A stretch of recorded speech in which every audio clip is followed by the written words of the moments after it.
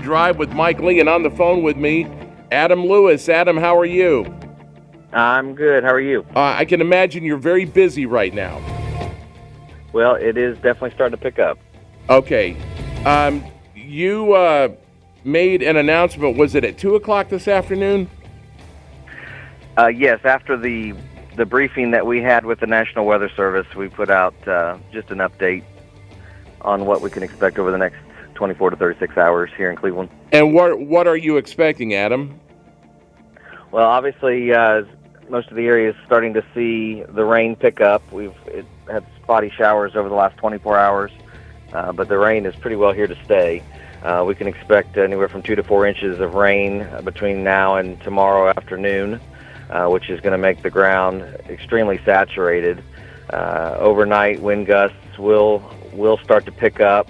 We can expect, based on what they've told us, that anywhere from 20 to 40 mile an hour wind gusts are certainly possible, even higher, especially in some of the higher elevations and on top of some of the hills that we have. All of this, of course, is the remnants of Hurricane Helene, which is going to be coming up through Florida and Georgia.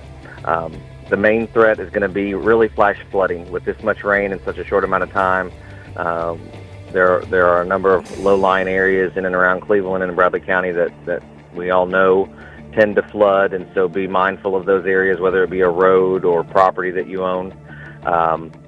Also, power outages are going to be a concern when you've got this much rain and the ground is as saturated as it's going to be by tomorrow morning.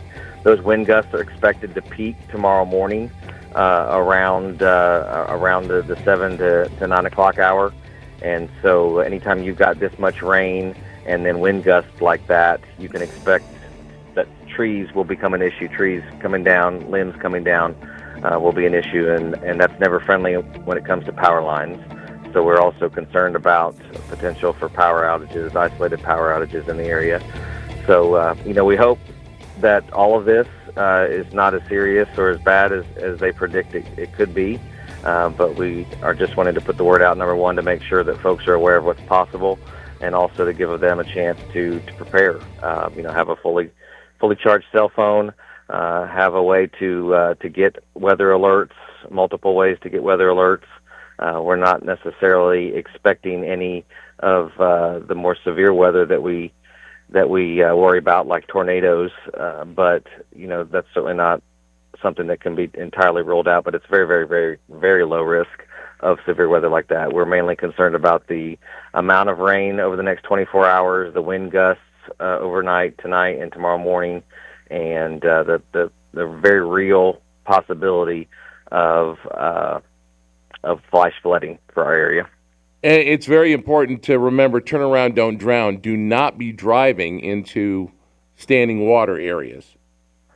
Absolutely. I mean, most people don't know, and you wouldn't really think about it, but the physics bear it out that really only just a few inches of moving water are enough to sweep a vehicle off the road. And so if you see standing water, in most cases you don't know how deep it is, and that's the phrase that gets used a lot, is turn around, don't drown. This is a situation where I'm sure that closings and delays for a number of businesses and organizations will begin to be announced as well. But this is a situation, too, where tonight and tomorrow, if you don't need to be on the roads, then don't. Don't be, yeah. Don't be. Take the opportunity to stay home and stay safe and stay dry. So, Adam Lewis is the Public Information Officer for Cleveland Bradley County EMA.